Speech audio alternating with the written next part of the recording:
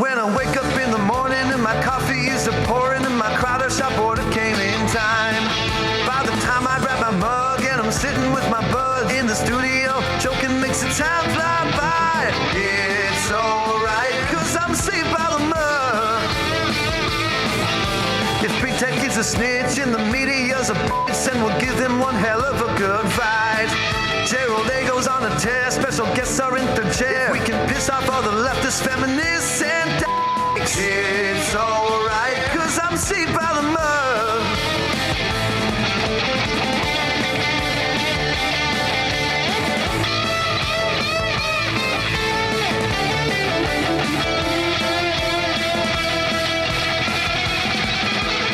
It's alright, cause I'm saved by the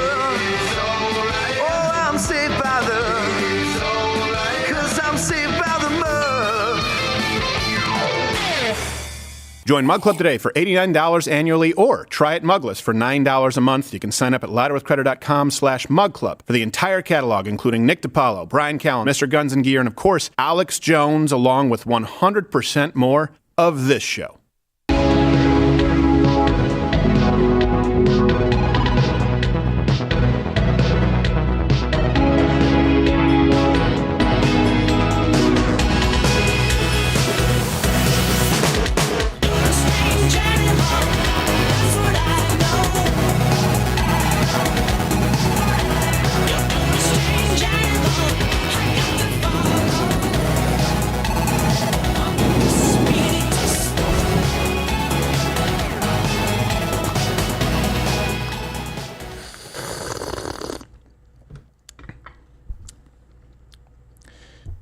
You must subscribe to SiriusXM. Stop it. So today is the watch along. How dare you? For Kamala's interview with Howard Stern. And we are not able to do this watch along without letting you know expressly that you must subscribe to SiriusXM for their original content because it's a paywall service. So what we will be doing today is watching live, bringing it up every now and then so you can see what they're discussing. We'll be narrating it. And then we will be bringing in clips because it's okay for us to bring in clips if it's like 2 minutes later. So super weird. And let me explain this to you why we want to do this today. I've always said doing it without a net, doing it live is very, very difficult. Kamala Harris is stuck between a rock and a hard place because the more she has to do something, the more she speaks, the more she does her press tour, the worse the betting odds get for her. So that's got to be her own personal hell. And it is a smart move, though. To do this today, they were betting on doing this today through a paywall service so that only the moments they choose live on. They want this election to take place in clips. And that's why we'll be watching it live with you today, the entirety of the interview, which may just last 20 minutes based on what we've seen from Kamala Harris and clipping it. So please hit the like button. Consider subscribing to Mug Club because we can't do any of this without you. And subscribe to SiriusXM, damn it. It's a quality product at a very reasonable price in the day of free internet. Or wait a couple of days until they put the whole thing out on YouTube, I guess. As if Howard Stern bet everything on satellite radio. I mean, it was a good bet for about 3 years. Internet's a fad. Well, it was the second time he put everything in some form of radio. Yes, exactly.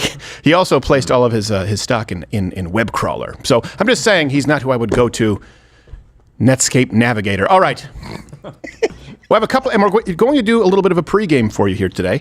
I know there's someone saying, hey, will there be drinking game rules? No, you're in the middle of a work day, for crying out loud. Come on, guys. Put the beer down. Kamala Harris did her 60 Minutes interview yesterday. Okay. It went very poorly.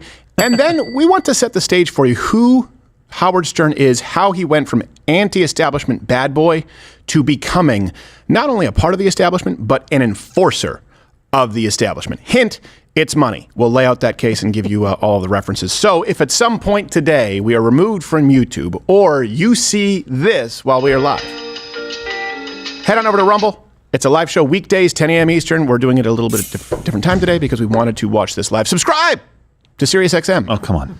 I have fulfilled my legal obligations. Question of the day, what do you think? What comes to mind when you picture Howard Stern? Nothing anti-Semitic. Stop with that. I know it's the internet.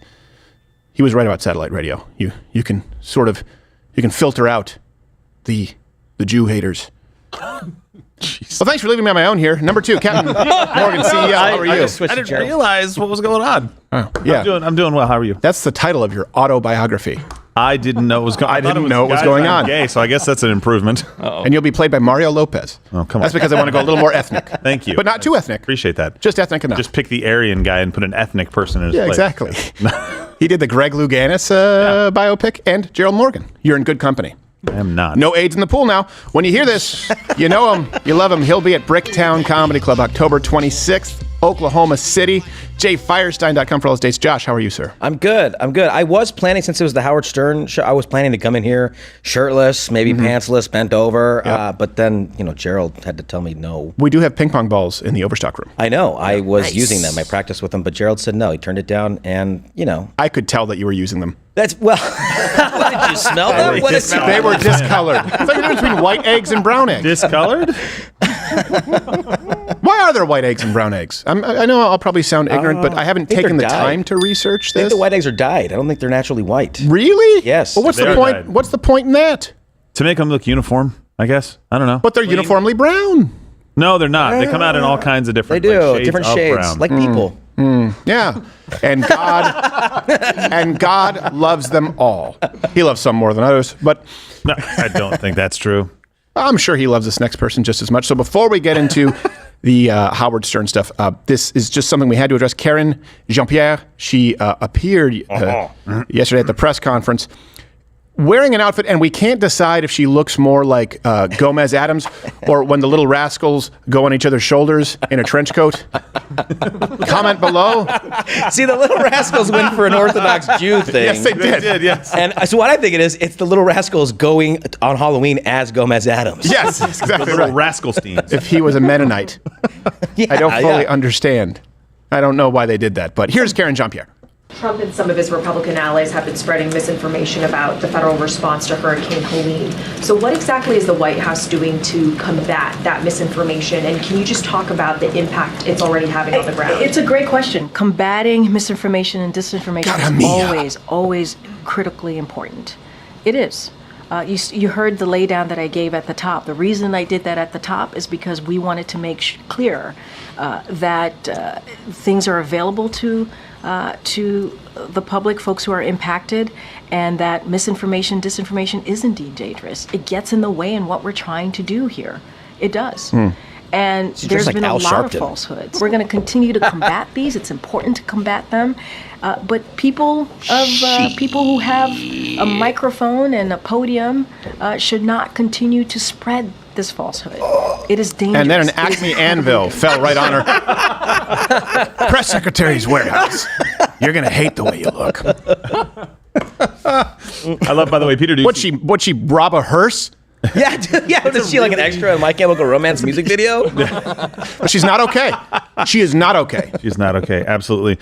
This wasn't the only bad thing that she did. Peter Ducey actually asked her a question about hurricane relief. It was actually a very good question, and she said, "No, your entire question is misinformation, disinformation." Didn't answer the question, and then stormed out of the room. I'm not even kidding. At the very end of that press conference with that suit, I was like, What stormed out first, her or her lesbian Bridget Nielsen shoulder pads? The bottom little rascal went too quickly. So. All right. So the theme of today, by the way, elevated, by the way, to senior. Yeah, I know. Senior counselor. I know. Seldom do you get promoted for sucking at everything. Yeah. Just think about Kayleigh McElhinney, I believe that's McEnany. I'm sorry. McEnany? Think of how well she was prepared. She had a binder every time, and she just stuck the landing, and Karen Jean-Pierre's like, I don't like you. She looks like she's the guy in the Mentos commercial who rolled on the paint park bench. Yeah. Yes. Oh, yeah. Nothing gets to you. paint Staying stripes. fresh, staying cool. With Mentos freshness full of life. But fresh doesn't go better. Mentos freshness. It's the fresh maker. We're plugging. So today's everyone's theme. today, aren't we? They don't need to be sponsors. It's a refreshing, delicious kit. You ever tried the fruity Mentos? They're delicious. That's not a mint.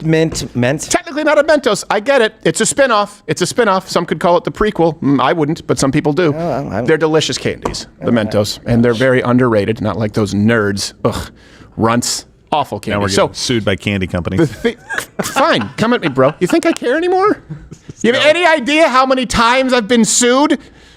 You're such a Sour Patch Kid, Steven. Hey, stop it, you We got Swedish fish over here. Yeah. All right. By the way, remind me, call Mr. Harry Bill later. So the theme today, we're going to get to Kamala Harris's 60 Minutes interview, which surprisingly, I don't know if you know this, false advertising does not take 60 minutes. Really? It was substantially, markedly shorter. And it went really, really badly. Every time she speaks, the poly market odds, meaning the betting odds, are tipped less in her favor. I believe it's a 7-point spread right now. And I think here's the reason why, aside from the fact that she is intensely unlikable, is the flip-flopping. And that's the theme of today's show. Kamala Harris, and then we'll get to Howard Stern in a little bit. It's flip-flop time.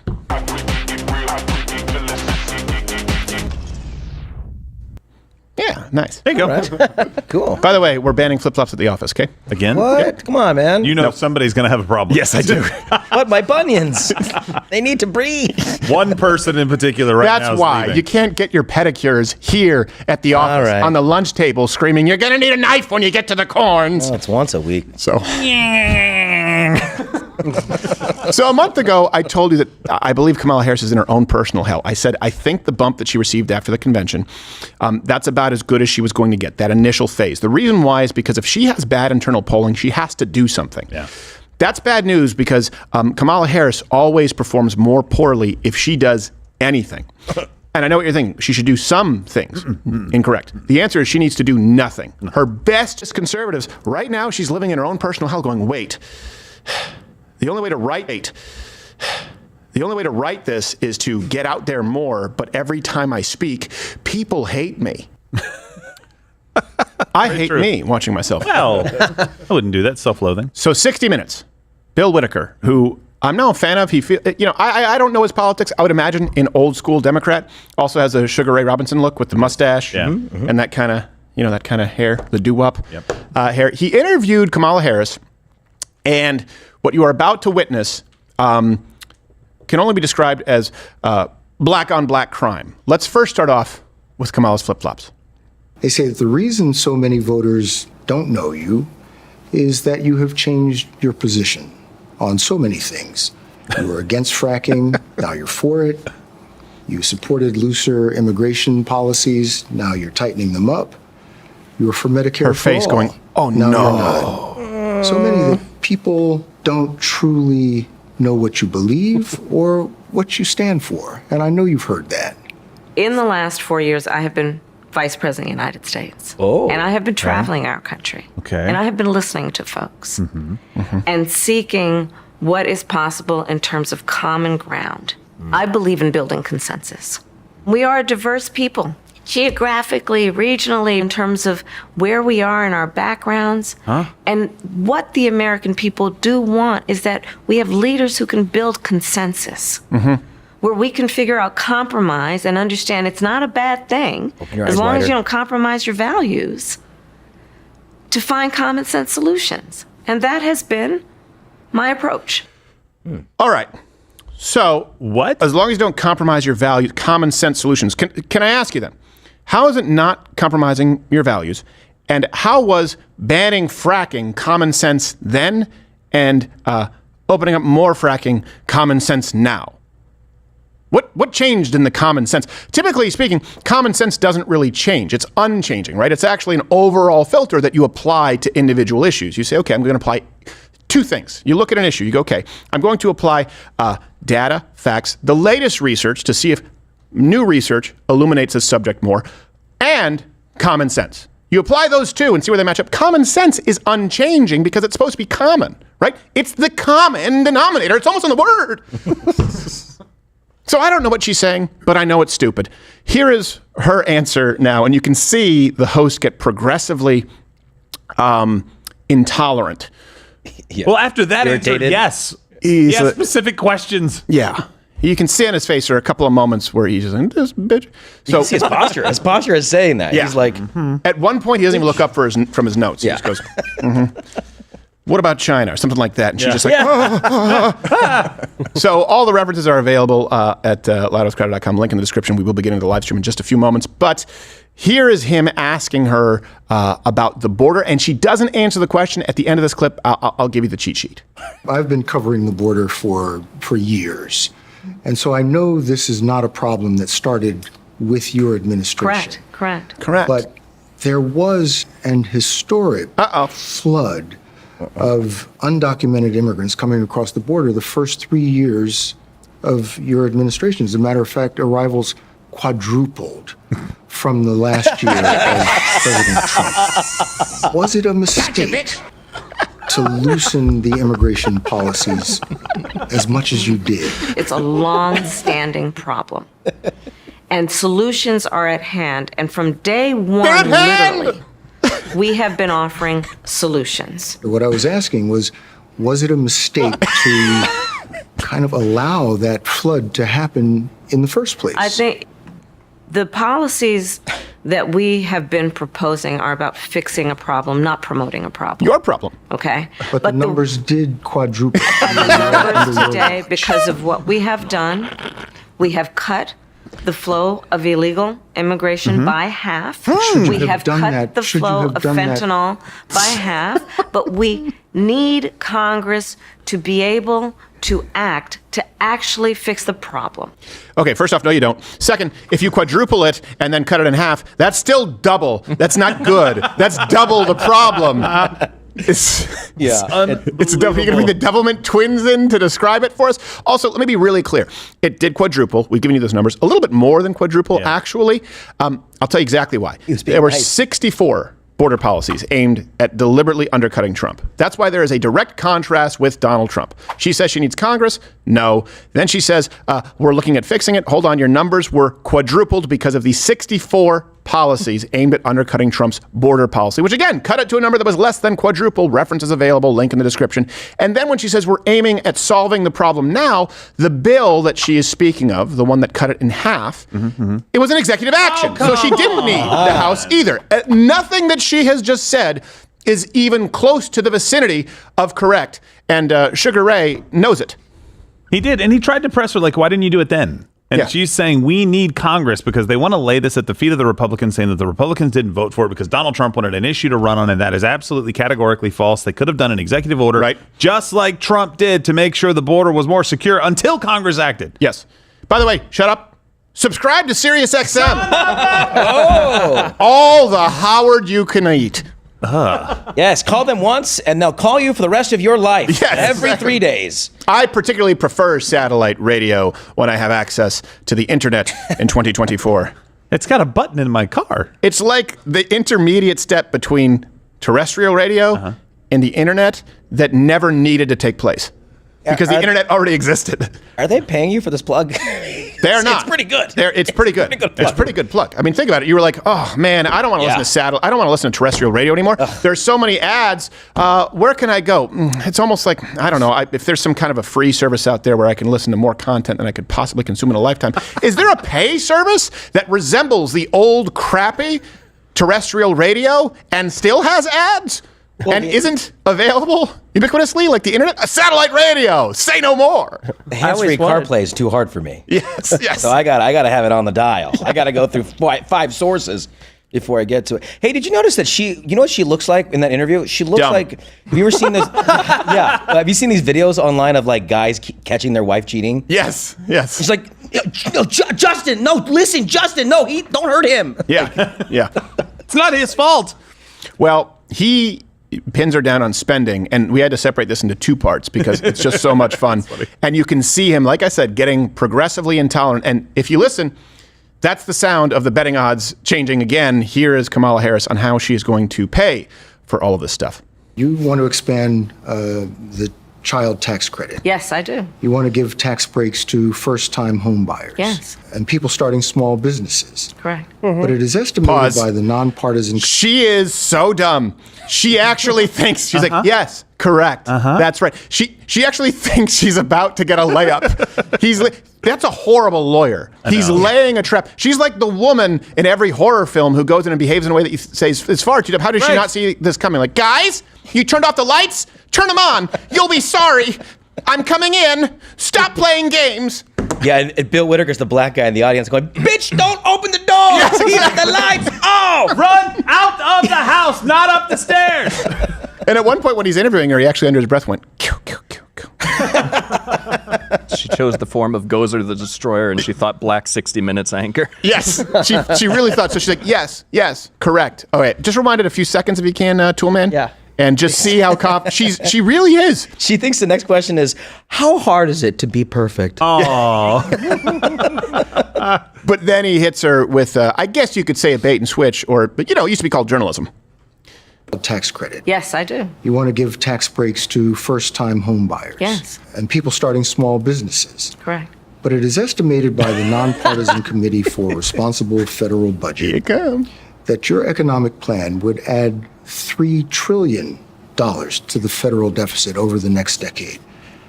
How are you going to pay for that? Okay, so the other economists that have reviewed Not the my ones you plan cited. versus my opponent and determined that my economic plan would strengthen America's economy, his would weaken it. Watch. But- My plan, Bill, if you don't mind, my plan She had to get it in. She get it in is the debate. about She has to. saying Let me finish. that when you invest in small businesses, you invest in the middle class, and you strengthen America's economy. Small businesses are part of the backbone of America's economy. Talking points that we have seen before. Don't worry though. Bill follows up here. You want to expand the child No, tax it's the next one. Yes, the I next do. slip. You want to Oh, give sorry. tax breaks to... Hold on, Pardon me, I'll- Madam Vice- Here's his follow up. All right, there we go. But pardon me, Madam Vice President. The question was, how are you going to pay for it? One of the things is I'm going to make sure that the richest among us Okay, who can afford it pay their fair share in taxes.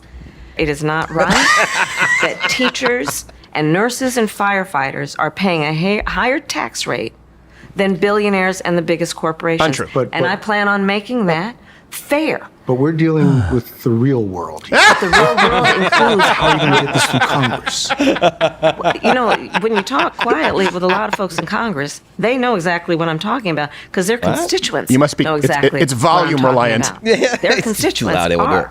those firefighters and teachers and nurses. Their constituents are middle-class, hardworking folk. And Congress has shown no inclination to move in your direction.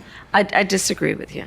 Well, agree to disagree. It's just. It's, by the way, we do have guess so. exclusive at this point. Kamala's handlers were off camera advising her. I appreciate their passion. Throw it in. What's the matter with you? Miss Harris. He's kind of like a black Jason Bateman. He's like, yeah, Miss Harris, we deal in the real world. Okay. So She should have seen by his demeanor, like, this is not going to go well. When he started that question out, like, his tone of voice was leading you to, like, hey, I'm about to hit you with reality. Yeah. By the way, when Kamala Harris answers these questions and says, the teachers and firefighters and people like that shouldn't be paying a higher tax rate, that's absolutely categorically false, course it is. right? Yeah. Average American paid about 15% in income tax. Average corporation paid about 21%. That they're not even giving you a real bad answer. They're just Right. lying. well, yes, you're correct. We've already debunked that, but All right. today I just want to laugh a little bit. Okay, and fine, so fine. if you I'm want to just laugh, you have to laugh angry. through your fingers in the next one, A little bit. where Kamala answers about her gun ownership. Oh. You recently surprised people when you said that you are a gun owner. And then if someone came into your That house, was not the first time I've They would get talked about shot. it. That's not the When did first your time ass I've got talked discussed about it? so what kind of gun Been do you banging own for and years, when dog. and why did you get it? I have a Glock. Oh. And I've had it for quite some time. And I mean, look, Bill, my background is in law enforcement. And, No, it's not. So there you go. Yes. Of course I have. At a shooting range. That means no. Yes, of course I have. I was in law enforcement, so there you go. Yeah, let's ask local law enforcement how they feel about district prosecutors. Also, she named. I don't believe her. I'm sorry, I don't believe her because of the way she answered. I had a drunken carpenter work for our family one time. We managed properties when we were young. Basically, we were supers, inherited from it. And this guy was brilliant when he was sober. But he was unfortunately very rarely sober. I remember one time everything was just all wonky, cockeyed, and cattywampus, and he was barely able to stand up. And my dad said, "Hey, yeah, where'd you go there for an hour?" He's like, "I went." He was French Canadian. "I went to lunch." My dad was like, "Oh, what'd you have?" And I swear to you, this is about the amount of time it took him to answer. Hamburger. That's her Glock. It's a Glock. It's a, oh shit, what's the number? 17, I've had it 13? for some time. What's the caliber? Look, I'm not going to get into it because it's a lie. It's a Gen 6. Yeah, exactly. Like, just looking at her eyes, just like staring into it, like, oh, it's empty. She's making it up. And all right, final question that was asked on this was on foreign policy, and it goes poorly as well. Let's hit on some foreign policy. Uh-oh. Which foreign country do you consider to be our greatest adversary? I think there's an obvious one in mind, which is Iran. Iran has American blood on their hands. Okay? What? This attack on Israel, 200 ballistic missiles. He follows up We need to do on her own answer. Watch. to ensure that Iran never achieves the ability to be a nuclear power. That is one of my highest priorities. So if you And have that must proof be. that Iran is building a nuclear weapon, would you take military action? I'm not going to talk about hypotheticals at this moment. Watch this. What about China? China, first of all, we must win a competition for the 21st century with China. We must be able to compete and win. We should not seek conflict. But we have to understand that there are parameters in which we must operate that include ensuring, for example, that we protect American business interests. So say if What China we- attacks Taiwan, would we use military force to support Taiwan? Bill, I'm not going to get into hypotheticals. Hold on a second. You're running for president. Every question is a hypothetical. Yeah, true. What would you do on this? Well, if I was president, I would, okay, what about Iran? I'm not going to answer hypotheticals. You just did it like 19 Yes. times poorly, but you did it. Ma'am, you're an idiot. You said Iran. Could you elaborate? She has a lot of hypothetical ideas and thoughts about Donald Trump, for sure. Yes. Yeah, absolutely. That's what you say when you're like, I've talked myself into a bit of a hole here. Yes. And I don't want to dig any further. Well, that's how they refer to him around the Kamala Harris campaign. Bill Whittaker is the black hole.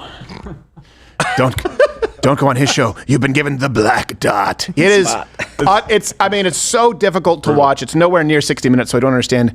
Tim Walz did it after, and it didn't go any better. And that's why, look, she's going on Howard Stern today. This will be as softball as you could possibly get. We've also heard that Howard Stern was very mad that Call Her Daddy got Kamala before him. I just don't think there's any way for her. She's just going to dig herself a deeper hole. You can comment below. And here's the thing, though. That means the media is going to be doing her work with more aggression. Overdrive, yeah. So be aware of it. It's lie, cheat. The lying isn't working, so expect some cheating. And that's why we are preparing. And we've been doing this for a long time. The election live stream of the century. Look, we're taking a flyer here to watch along with you, Howard Stern, because we think it's important. Nothing should happen in darkness. But election night, nothing happens in darkness. We only have 4 weeks to go. We will have the live electoral map. We will have data that no one else on earth has the ability to parse, to decipher. We can not only call states, we can actually dispute states. We have more than legacy media and certainly more than anyone online. We will have this map available to you so you can actually go and see the states that are called, as well as any shenanigans taking place, because every large city of every major swing state will have on-the-ground investigative journalists. And, of course, you, the Mug Club Army, can help us track down leads in real time. Remember the Bristol boards that went up the precinct in Michigan? Nope. We're going to have someone there. Remember the pipe that burst in Georgia? Nope. We're going to have someone there. They will not be able to memory hole what happens this election, because no one is as equipped as we will be on November 5th, 2024, and that is because of you. It's been a multi-million-dollar undertaking. Please, if you want to watch with us, we are funded, we are supported by viewers like you. You can join Mug Club, click that button, $89 annually, or between now and election, go Mugless for $9 a month. That helps out too. We absolutely do need your support to make it something that is a tectonic shift in how media is presented online. So, by the way, she's not just digging herself a hole, and that was one of the most well thought out, kind of soft, but somewhat forceful fact checks that you saw. That was not adversarial. That was not somebody like a Kristen Welker or a Dana Bash when they interviewed Donald Trump or JD Vance, right? That wasn't at that level. And she still fumbled through it pretty badly. He followed up on her own answers. But he did it in a nice way, not even like a super pressing that could be way. seen as offering a lifeline. Yeah. Like, you said Iran. So what would you then launch an attack if they did something? In other words, like, you said Iran, so clearly you want to be forceful with Iran. Right. So if they did something illegal, you'd be forceful, right? I'm not going to discuss hypotheticals. Shit! I think Trump gained another black voter. Yeah, basically. But so here's something that just came out. This is courtesy of Clay Travis. Basically, holy crap, Joe Biden just said Ron DeSantis has his direct number, is doing a great job on hurricane response. This directly undercuts Kamala. Right now, Kamala Harris is in a fight with Ron DeSantis, basically saying, like, I've reached out to him and to offer assistance, and he hasn't done anything. Ron DeSantis says, I've never spoken to her about hurricane relief. We've had hurricanes before during her administration. She's not the person that calls. Nothing like that. Joe Biden just went out and kneecapped Kamala Harris. Yeah. In this, and we have a clip of it. It's a 49-second clip if you want to watch it really quickly. Okay, and then do we have a clip of Kamala Harris on the ground clutching her knee going, why? Let's see the clip of Joe Biden really quickly.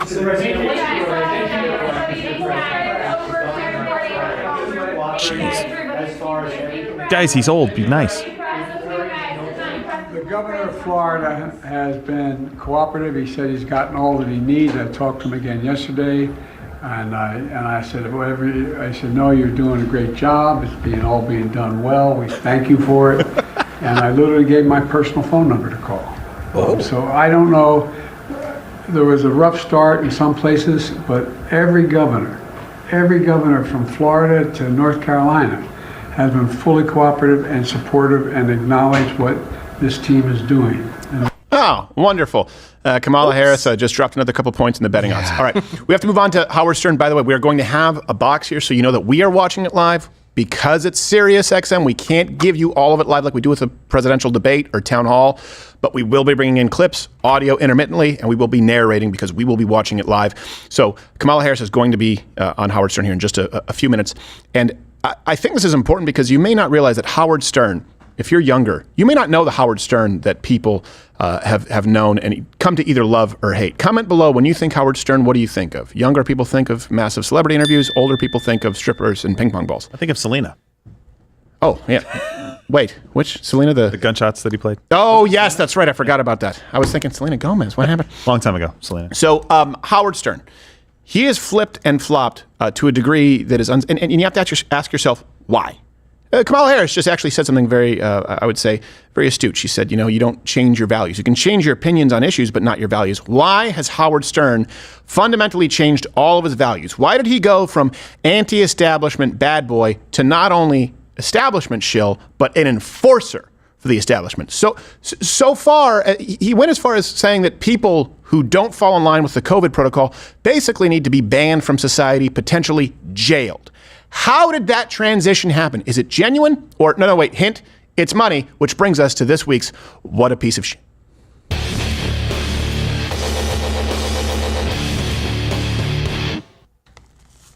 All right, good. Okay, so here we're going to start with now. In 2023, Howard Stern, this is the new Howard, he ripped some of his critics and said that actually he's proud to be woke. By the way, I kind of take that as a compliment that I'm woke. I'll tell you how I feel about it. To me, the opposite of woke is being asleep. Aww. And if woke means I can't get behind Trump, which is what I think it means, or that I support people who want to be transgender, or I'm for the vaccine, well, dude, call me woke as you want. Radical, dude. But here's then, in 2008, so pretty recently, he said he would never vote Democrat again because they're communists.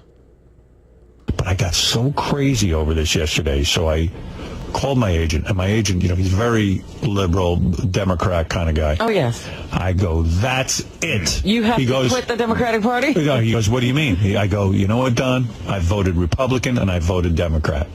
I have vowed I will never vote for a Democrat again. I don't give a No matter who they are?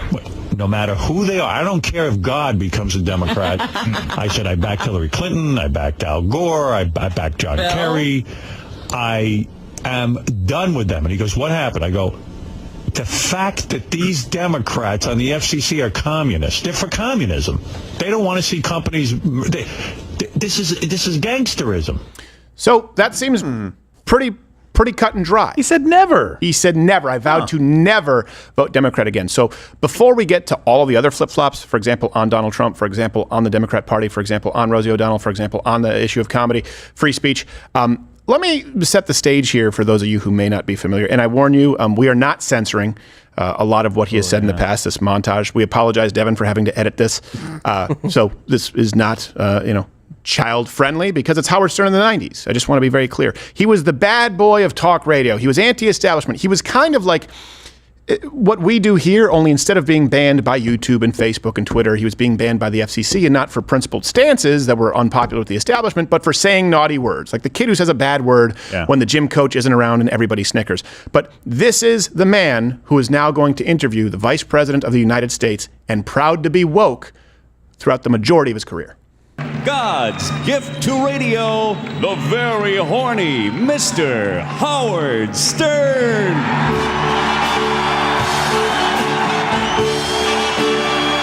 I hate blackface.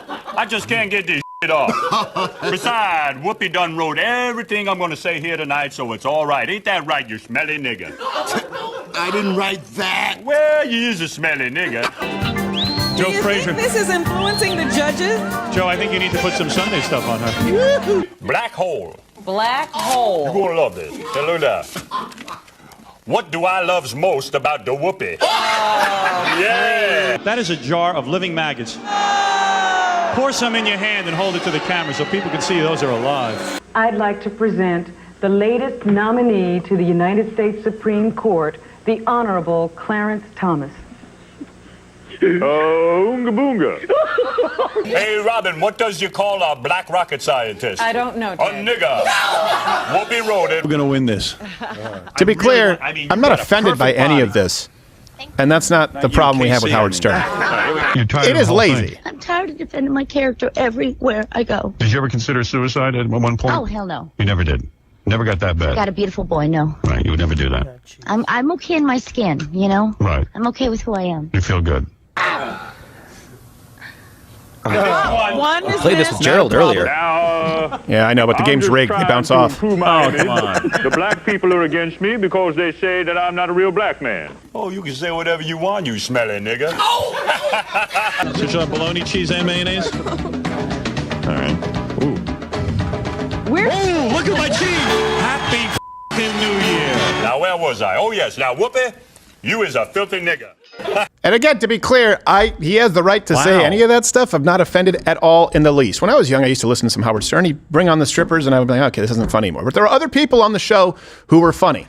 I think Opie and Anthony were better at that moment in time, but he also wanted to have them removed because they were competitors to him. Let me give you a little bit of backstory here. For those who don't know, some recurring guests on the Howard Stern Show who will be interviewing Kamala Harris in 5 minutes.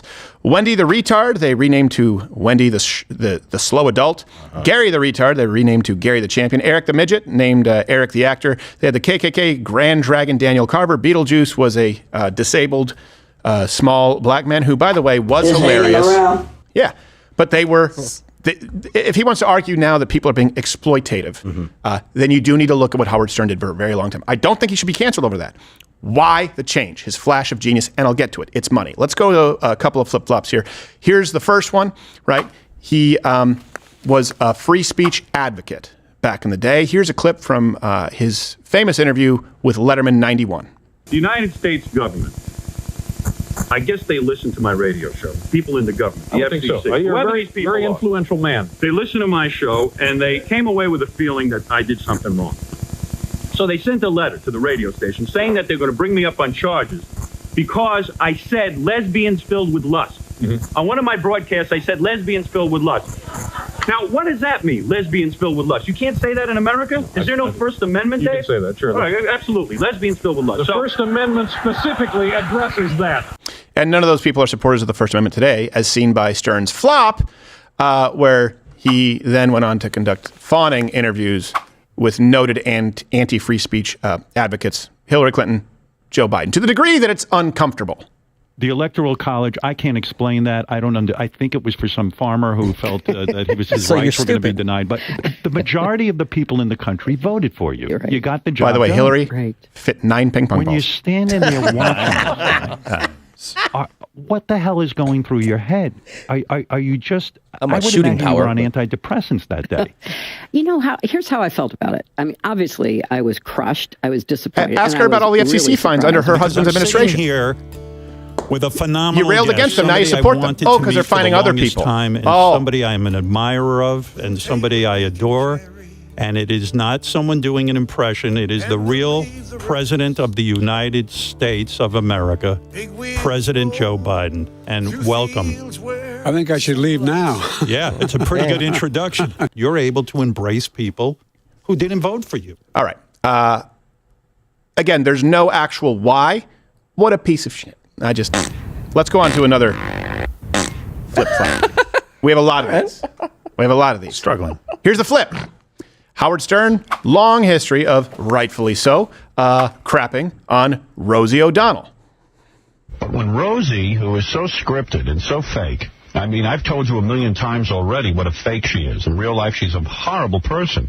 She's mean to the people she works with. She's mean to people at a pool at the Four Seasons. I met a guy 2 seconds after he was berated by her. She growled at him like an animal because he had the nerve to go over and say he was a big fan. And then, of course, he went on to say that actually Rosie is a fabulous comic, brilliant, and I began to develop a relationship with her. A flip-flop on that. He did the same thing with Ellen DeGeneres, Kathy Lee Gifford, all of the people who, by the way, he needed to develop relationships with to be successful in legacy media because he was a dinosaur. Again, hint, the reason is money. What a piece of shit. And because we're running low on time, we'll provide those clips afterward. But let's just get to Donald Trump. Here's the flip. Donald Trump was a guest on Howard Stern no less than 40 times, more than 40 times. For those of you who aren't familiar with it, here's actually a montage just to wet your whistle. And you're probably, I would say, the greatest judge of beauty on this planet. In fact, I would create a TV show for you where all you did was just judge women. Now, that may be the best idea of all. Donald Trump, I'll tell you how I became your friend. I saw Donald Trump as a victim. A victim. During the Ivana divorce case, I saw you as a victim. You say he's one of the best guests. He is one of the best guests ever. Why? Because as a radio guest, he says whatever pops into his mind, and he understands how to play that game. Doesn't appeal to everyone, but it appeals to enough people. That style appeals to enough people to turn them on. So in other words, he's just the the presidential version of what you were trying to be, which brings us to the flop. Howard Stern doesn't hate Donald Trump so much as he actively, and he says plainly, hates you, the voter of Donald Trump. This whole idea, if you like me, you're good, and if you don't, you're bad. I mean, I've been the victim of this. I don't hate the guy. I hate the people who vote for him. I think they're stupid. I do. I'll be honest with you. I have no respect for you. All right, let's bring it up actually right now. We are going to begin watching. You can bring up the lower third so people know. We are going to do the live watch, I guess listen along. It's exclusively audio right now. Howard Stern and Kamala Harris, and we will be providing you with audio intermittently as we do this. We have to take our headphones off. We kind of have to jerry-rig this here a little bit. I'm going to say, unfortunately, the only thing that Stern has never flip-flopped on is that haircut from the 80s. Yes, I know. Yeah. His one bad hat away from looking like more alcoholic Slash. Oh, he looks like poison. So when do we know when they're going to start the show? It's not quite live yet, but it should be on. All right. Well, then you know what? Momentarily. We can continue with this then, with the flip and the flop. Let's go on to this. This is also something from Howard Stern, which you love with your shock jocks. You love with your rebels. You love them to actually act as enforcement arms of government policy that have infringed on basic human rights more than any government in modern American history, which is what Howard Stern did. Advocating for vaccine mandates, lockdowns, telling vaccine skeptics that your freedom doesn't matter. Here you go. This may be where he lost his mind. We're going to stop putting up with the idiots in this country and just say it's mandatory to get vaccinated. Them, their freedom. I want my freedom to live. Now, if it was up to me, anyone unvaccinated would not be admitted to a hospital. They've been told that you will die if you don't have the vaccine. Some of you will live. But most of you will do die. as you're told, in my Howard America, says now. All hospitals would be closed to you. You're going to go home and die. My son is leaving for school today. Lucas? Yeah. You tell him to stay home there with you. Listen, Lucas, I'm going to talk straight with you. Okay. You shouldn't go to college. You should do it all online. Why are you going to risk your life? Yeah, why are you going to risk your life? Yeah. Healthy young male who is at effectively no risk, very little risk, sorry, because I don't know if you've been on YouTube, the CDC. Here's the thing, though. Howard Stern actually didn't leave his house for 2 years to avoid getting COVID, but the story has a happy ending. Wow. He got COVID anyway. That's right. Yeah, it does. Well, a lot of people were saved for 2 years. Yes. So, and this brings us to why did he do all of this? Okay, we're waiting for the show to come up. Yeah, we'll let you know. And we'll be listening along with you. I guess Mission Control can let us know when the show is about to actually start. It's money. It's money. So Howard Stern spent a long time, actually. Let's run this first, the Clip Podcasters. Crapping on podcasts. And some people think sour grapes because he basically bet on the wrong horse and he's stuck on satellite radio. Now, it's a perfect example of selling out because he could reach more people and he could speak completely freely, far more freely online if he, for example, had taken the route of Joe Rogan or this program. Instead, he went with satellite radio in the 21st century. And so he spent a significant amount of time crapping on podcasters. Podcasts are fine. You want to make a podcast, sit in your room and make a podcast. You want to make money and become a broadcaster and actually get a following.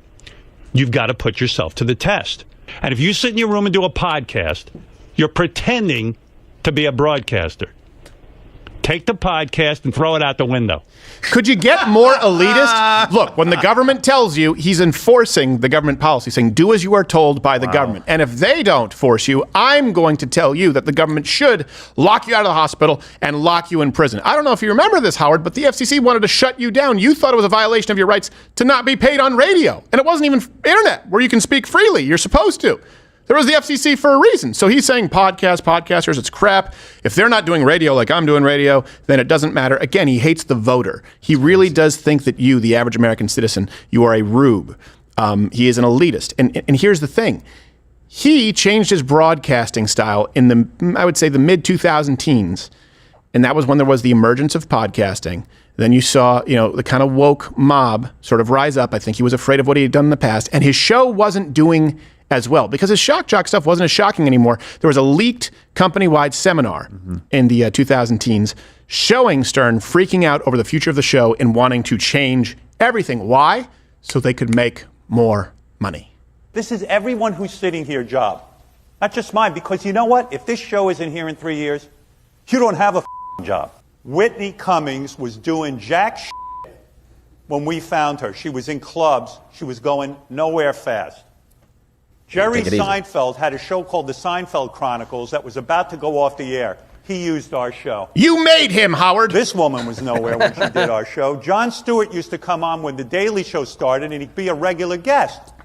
Big nobody. What happened to this guy? I haven't even seen him in years. Some people around here look like zombies from Walking Dead. Does he know what he looks like? A college radio station. Yeah. We look like we have homeless people working here. And I got to tell you something. It's off-putting and scary. We got to work on our appearance. Sirius has treated us in a very odd way. Grave digger. But we're going to fix that. I've heard Scott Greenstein say, he looks like the body that's robbed from the grave. Show? Like we're the enemy. Right, Gary? There was some comment made. I forget who the artist was. Why would we put them on your show? Well, what are you, high? You'd put them on our show because we're the only channel anyone's listening to. You're the only channel, but you're not the only show. See, he didn't understand the way media is consumed. For the king of all media, who was leaving out a big chunk. What was it? Oh, yeah. The internet. Kind of a big one. Chasing cable and terrestrial radio and satellite radio. And that is when we see the shift in his style, where he made up with Ellen DeGeneres. He made up with Kathy Lee Gifford. All of a sudden, he's praising Rosie O'Donnell. All of a sudden, he doesn't like Donald Trump. It's really hard to know what is genuine with someone like that. And I don't want to be in the business of questioning motive, but we have no reason to believe it stems from anything other than self-preservation. And we certainly can see that he reviles you, the average American citizen, which makes sense that he went from having Trump on nonstop to then Hillary Clinton, Biden, and now Harris. So in other words, when Howard Stern was the people's choice back in the day, Donald Trump was there and the people liked him. When Howard Stern has told the people that he doesn't want you listening to him anymore, now you have the elites on his show. Hillary Clinton, Biden, Kamala Harris. And can we just honestly acknowledge something here really quickly? Biden, Clinton, Harris, versus Donald Trump. Who's more cool? Think about it. Yeah. Who's more likely to do well on that show? And exactly. Bring an audience? Like, do you think people really want to tune in and hear Hillary Clinton? By the way, her interview was at the end of 2019. You had all of 17, all of 18, and all of 19 of Donald Trump's record of massive economic growth, doing a wonderful job. This is pre-COVID. And you're going to bring Hillary Clinton on to complain about losing the last election one more time? All right, so it is live right now, so we can go to it. Live. Subscribe to SiriusXM Radio because it's 2024. Stop it. And on, we're you going got to watch $4. this live right now. We have to take off our headphones so we can hear it, and then we'll bring it up for you.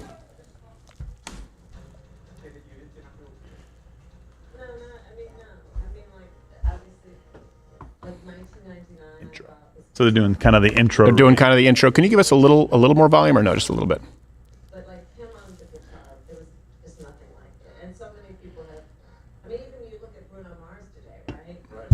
Who just been Talking music? She's talking about Bruno Mars today. Who's not allowed to leave Vegas because he owes MGM like millions of dollars.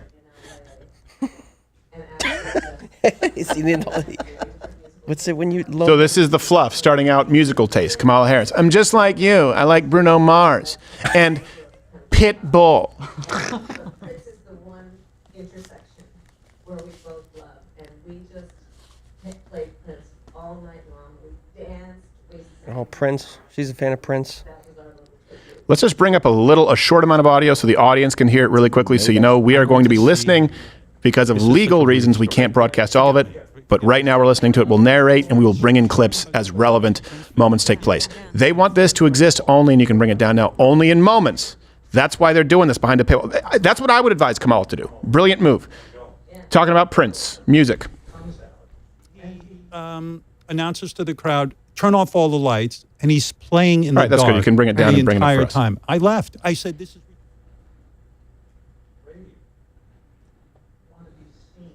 And he wanted you to feel it with your ears and your spirit instead of your eyes. But ridiculous. I'm finally going to see Prince. Talking about Prince right now, how she likes Prince. No mention yet of Tupac and Biggie at a point that they were not making music yet. Well, she was high, to be fair. Yes, she was high, which allows her to see into the future. Yes. Or be in different places at different times, like, Tiananmen Square for Tim Walz versus Nebraska. Right. So. Well, she lies. It feels I was raised not to be a narcissist. And here the other guy is so only talking about himself. But it's weird. He's accusing Donald Trump of being a narcissist. He said, I was raised not to be a narcissist. Thank you, Mr. Self-professed king of all media, internet notwithstanding. It's not about you, it's about what you do. Right? And so it is. It feels immodest to me. She's talking about how Donald Trump is immodest, even though in this weekend's interview she said she didn't want women to be humble.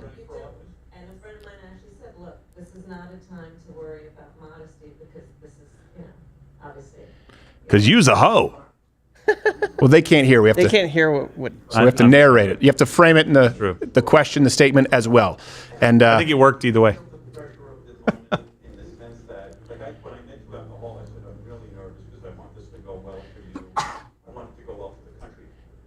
He wants it to go saying well that he's for very her? nervous interviewing her because he wants it to go well for her and he wants it to go well for the country. But the two are mutually exclusive, Howard. There's too much at stake. I believe the entire future of this country right now. I mean, as America... Bring it up a little bit for the audio listener right now. You don't need to mute this. I think it's probably fine. He's saying the future of America is at stake. For the Saturday Night Live bit. Well, I just saw it actually, and it was funny. I am talking a about huge the Saturday fan of Night Maya Live Rudolph, so I think she put a lot of time into doing the piece and the character. But to your point, Yes, because they brought back Maya Rudolph. They're talking about Saturday Night Live. There's no one more current than Maya Rudolph to play Kamala Harris in a very flattering way, by the way. It's one of those impressions that's not really an impression. It's a flattering homage. Think about this right now. They've talked about musicians who they know. They've talked about elites who they know. They're talking about their connections with Saturday Night Live. This is the elite right here. This is the establishment when you're talking about media. These are people who've said they despise you, the Trump voter. That's the dynamic here.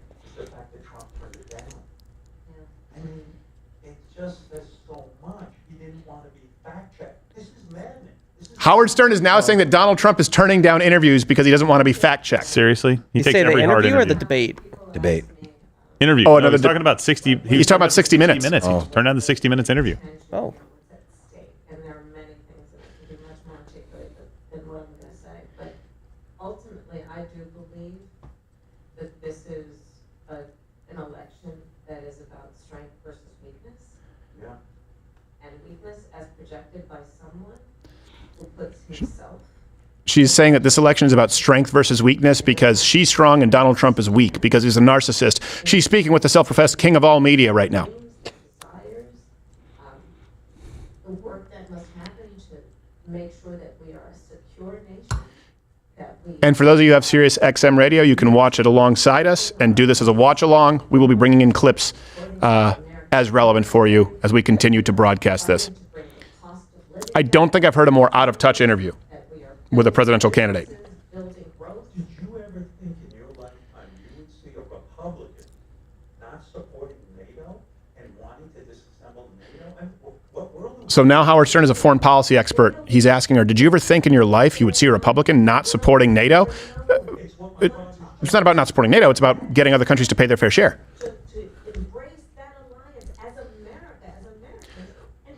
Wow. So now the punk rock rebel wants us to embrace NATO and the UN.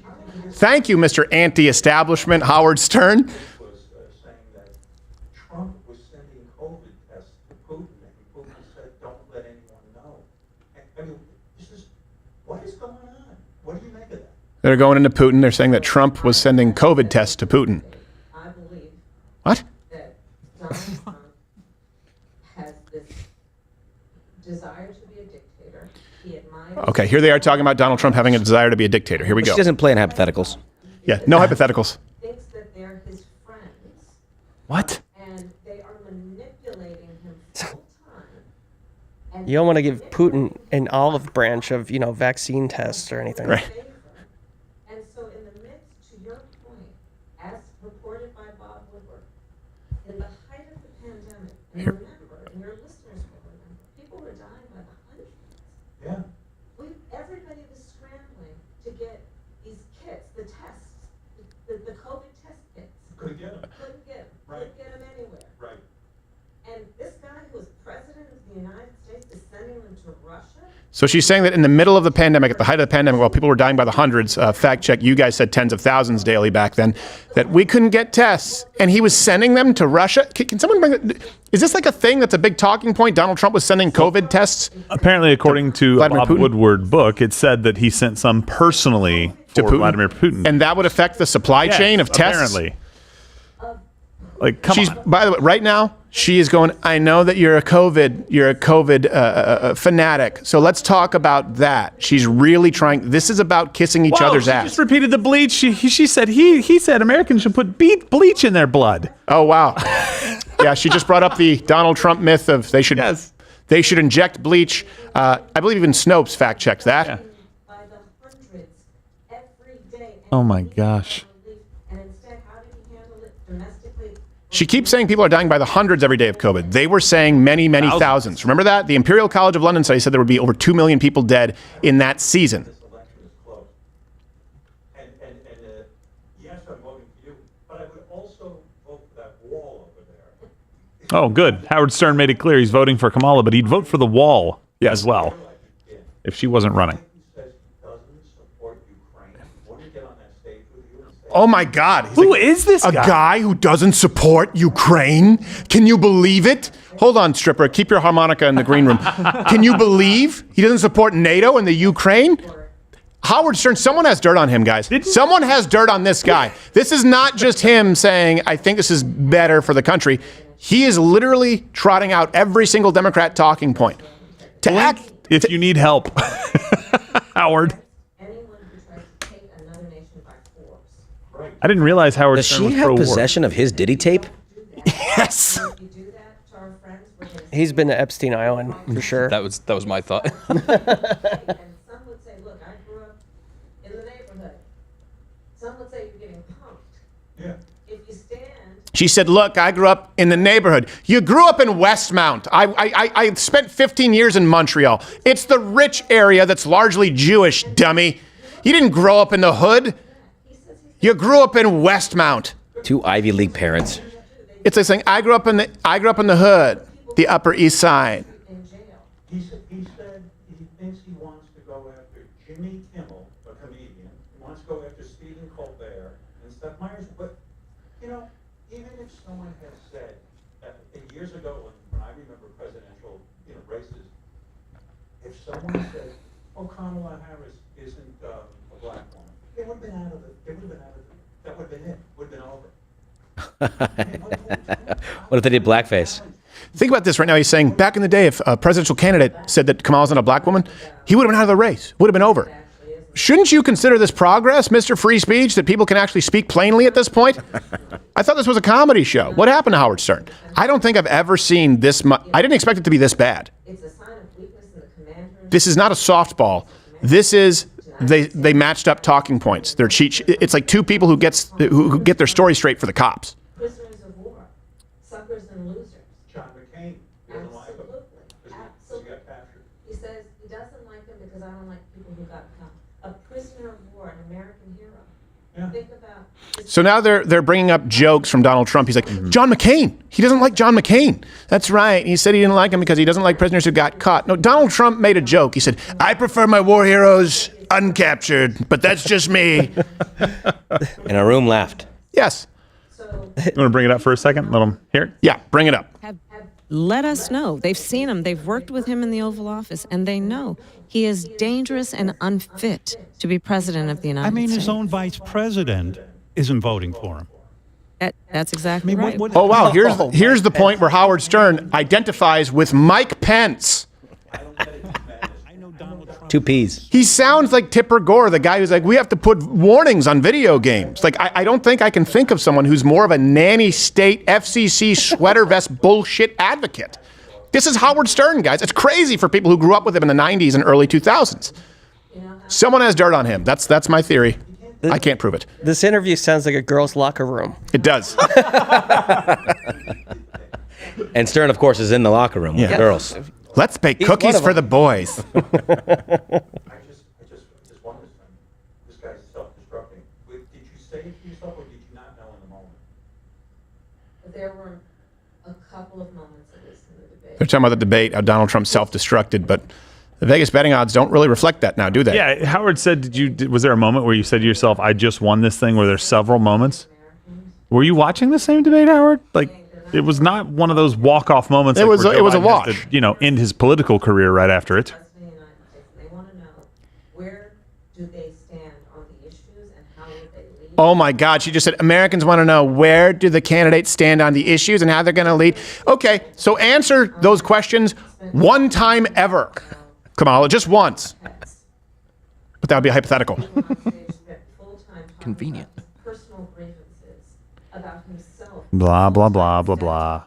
She's talking about every Trump rally is about his personal grievances and not about the American people, and that's absolutely wrong. He talks about the American people all the Kamala Harris right now is discussing the issues like a Pinterest psychologist, someone who's read about narcissism and red flags and is trying to just paint Donald Trump. He's talking about himself. He's selfish. He's manipulating. He's a narcissist. What? Kept talking about himself. He mentioned almost getting assassinated. Yeah. Being hit by the judge. Personal grievances. Holy cow. She's now saying that Donald Trump has not discussed plans for building up American businesses or policies. Well, he did, but then you said his plan is Project 2025. And she's giving him crap, like you said, for not talking about how to bring down the price of groceries. He just did it. Yeah. In his administration, you didn't deal with the price of groceries going up by 25% on average across the board right now. How about you tell us how you're going to not do everything wrong that you did before? You haven't done that. You just said corporations are greedy. Yeah. They just started being greedy? Right. Chat might have figured it out. They just sent this in. I told you. That makes sense. You know it's him too, because no one else would have that haircut ever. Is he talking about the border bill? I think I'm trying to. Yeah, he was. Yeah. He said that the border bill, the less than $20 billion for the border with hundreds of billions to foreign aid, including $70 billion to Ukraine. He's saying that if Donald Trump if that would have gone through, we would have had all the support and all the resources we need to enforce the border. Fact check untrue. He just said, I've been down to the border. Well, now. Yeah, like 3 weeks ago. Yes. Borders are finally goes to border, filmed at 11. Wow, this is remarkable. Expect the betting odds to get worse for Kamala Harris. She's now actually spending time. She thinks, I know what I'm going to do. I'm going to lean into this, the border thing, and make myself seem strong on the border. It never works. What she's selling, people never buy. She's trying to say right now that Donald Trump is soft on the border, and she's the one who wants to fix it. She's talking about fentanyl coming across the border to Howard Stern, whose audience is on fentanyl. Yes. Yeah. They're cheering, and then, you want to limit it. Never mind. Oh. She could do it with an executive order right now. Yeah. Right now. What are you not hearing? Are you not hearing that we had a Truth. It wouldn't have solved the problem. People, Howard, hold on, you're Gerald, wrong. you need to frame it because they can't hear what he's saying. He's saying to the people voting for Donald Trump, what are you not hearing? Or do you not hear that this border bill would have solved the issue? It solved nothing. None of it actually went to building the wall or securing the border. That's the entire point, is that you're counting on us hearing the name of it and going, oh, that's going to work. But it's called the border bill. Didn't you It hear would've that? fixed it. It's called the border bill. So the entire bill is going to the border? No, maybe like 12%. Trust me, I'm a real broadcaster on radio.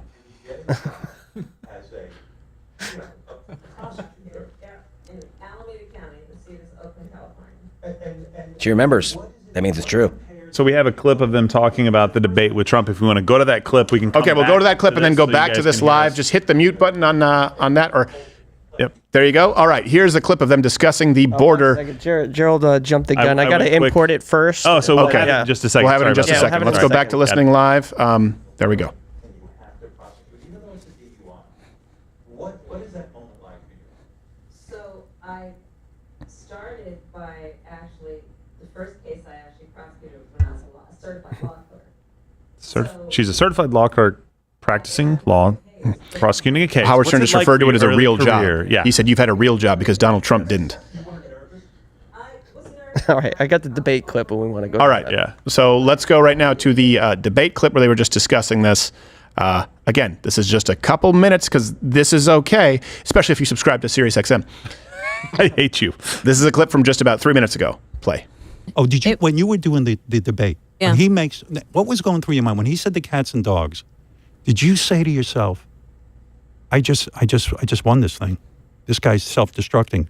Did you say it to yourself, or did you not know in the moment? There were You mean how delusional couple of is she? moments, at least in the debate, where it was surreal. Honestly. Right. We're in a debate before it turned out, I think, 60 million Americans who are tuning in, meaning they're not dealing with all of their other priorities because they want to Thanks for hear defining a debate that. about who will be the next president of the United States. And Define they the wanna debate know next. Where do they stand on the issues and how will they lead and how will they make a difference in my life? Okay. Right. And Right. one of those two people, Donald Right. Trump, on that stage, And immigration spent wouldn't time play into that, would talking it? about how people Wrong. are eating pets. One of those people on stage spent full time talking about his personal grievances, about himself, full time, instead of talking about the needs of the American He's not people. from Springfield. And I actually, there were moments when I was on that debate stage where I was, I knew what he does at his rallies, but this was a very serious moment to earn the votes of the American people. And he was talking about things that were factually untrue. Kind of like you saying there are no states that have 9-month abortion laws. It's actually 9 states plus Washington, D.C. Kind of like you saying Donald Trump killed the border bill. He wasn't in office. Kind of like you saying you have record low unemployment. That's not true. That inflation's not a problem. That's not true. Kind of like you saying that you went down to the border when you had not, in fact, gone down to the border. Kind of like you saying that you're going to do a bunch of things that you have had the ability to do while you were vice president. Kind of like saying you cut the immigration across that border, illegal border crossings, in half, when in fact they were quadrupled because of the policy of your administration, and then you tried to undo some of them. Kind of like saying you can't do anything unless Congress acts, when the fact is every border policy that has been catastrophic in this administration comes from the pen executive order. Yes, let's talk about who's not being truthful. Let's go back to listening to the self-filleting interview.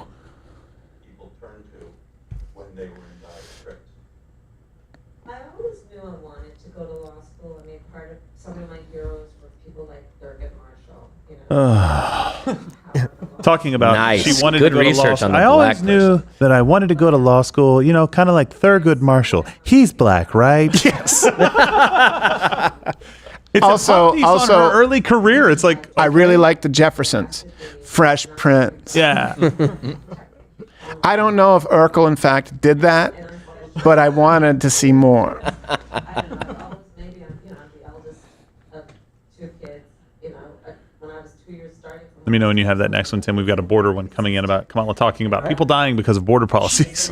She just brought up a memory from when she was 2 years old. Yes. Sorry, not buying it. Yes, no, not buying it at all. Maybe that's why you thought you were in the hood in Westmount, Montreal. Montrealers, comment below. Let the American public know about the mean streets of Westmount.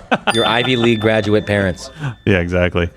He continues to ask her questions about her early career. And I don't have a problem with kind of introducing somebody, but this has been the vice president for the last 3.5 years. This is somebody who's been in Congress. This is somebody who is the district attorney, somebody who is the attorney general of a state of California.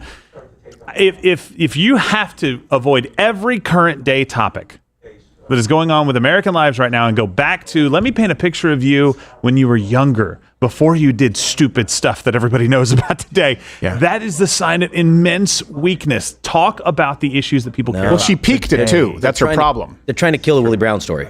Yes. A little bit. Seriously. No, they're trying to be like, oh, see, that's never been a part of it. Yeah.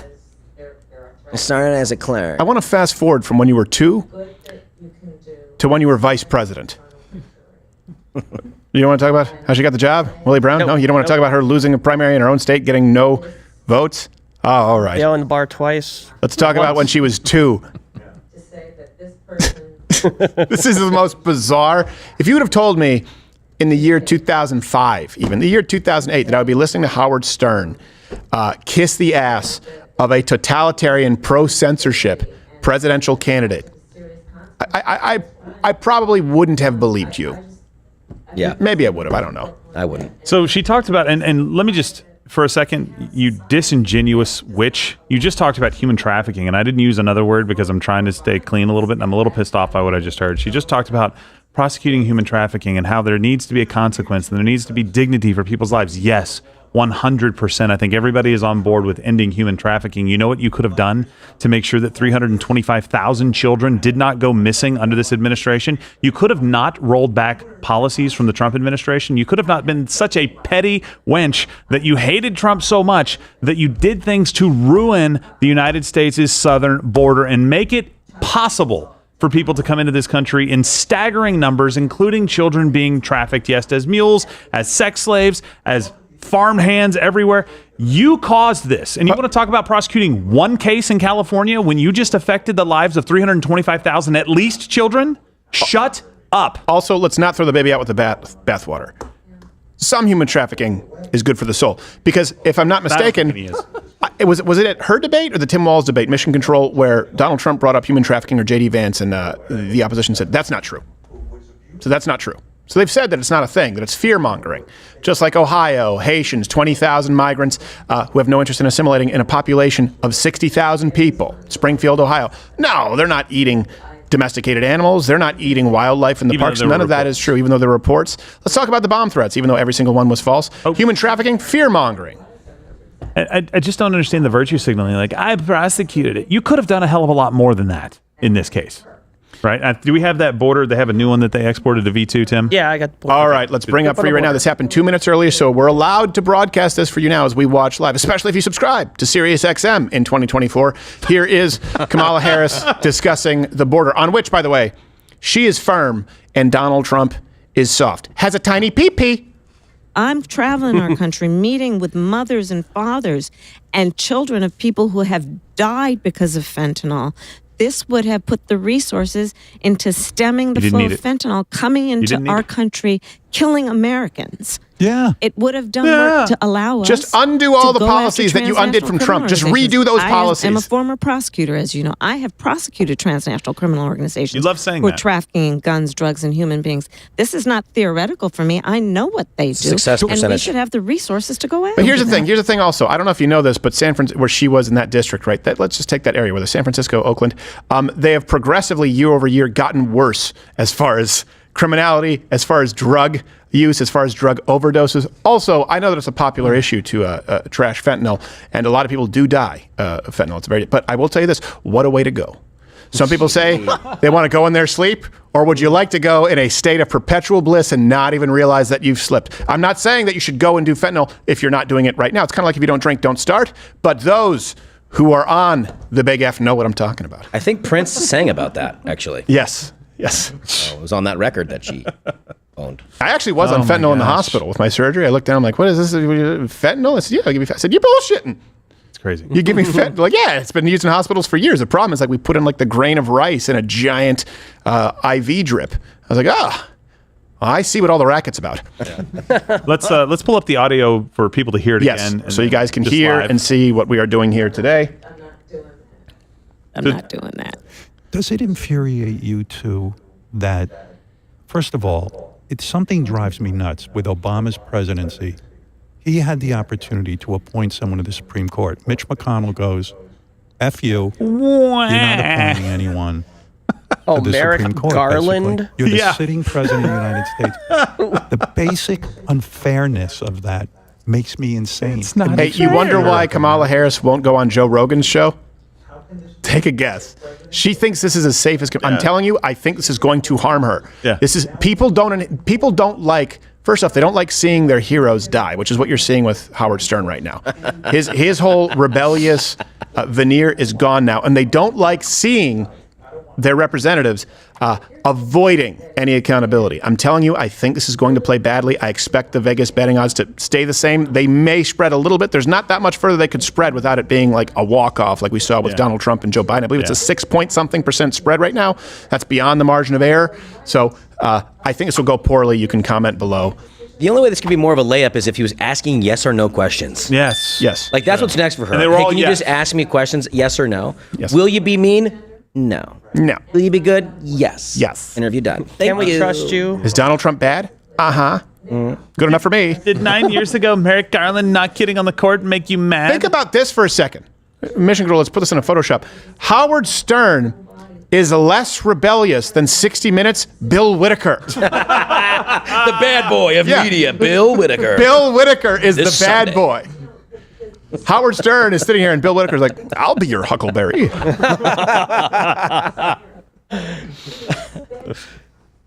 For the first time, we're seeing a restriction of rights, fundamental rights, including what could be more fundamental than to make decisions about your own body. The First Amendment. There we go. She just said the first time we're seeing restricted rights, fundamental rights, what could be more fundamental than abortion? I don't know. The First Amendment and Second Amendment, because they're enshrined in the. It's almost like the fundamentals are usually, they usually include number 1 and 2.